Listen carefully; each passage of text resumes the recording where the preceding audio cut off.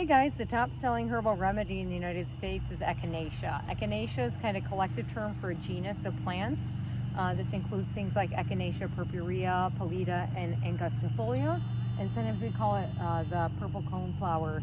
Why do we take Echinacea? You wonder if it's the top selling herbal remedy in the United States. We tend to take it at the very onset, meaning the very beginning of a cold or other respiratory tract infection. So you start to feel a tickle in your throat, start to feel a little run down. Sometimes people will take it at that point. And what sometimes people notice, it will shorten the duration or the severity of the common cold, which are caused by primarily rhinoviruses. And so what does the data show? The studies are very inconclusive. Some systematic reviews have shown positive merit. However, some have not, showing it's basically no different than the placebo.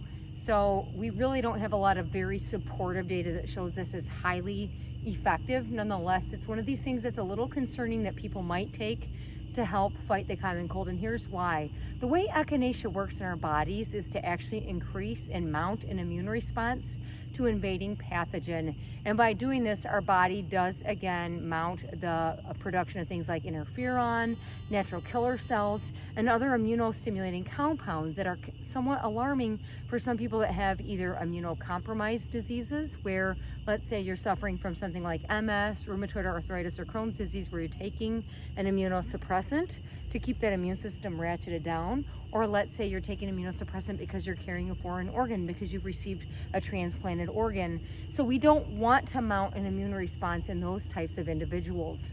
So it's kind of interesting that on most Echinacea bottles, there's no such warning when you go to take the tea or the capsule that you might have a deadly drug interaction with that, let's say, immunosuppressant if you're carrying a foreign organ.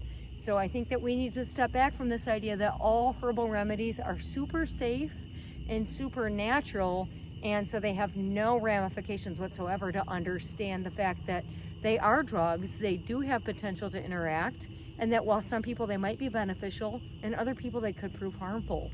I have used Echinacea from time to time when one of my kids, for example, might get a cold, and it's hard for me to say whether or not they're highly effective or not, again, because I haven't ever partaken in a clinical trial to be part of that data collection and part of that analysis. But I think what we do understand, at least in children, is that the data do not support its use at all in helping prevent the common cold in children. And like I said, in adults, there's a modest amount of data to support its use.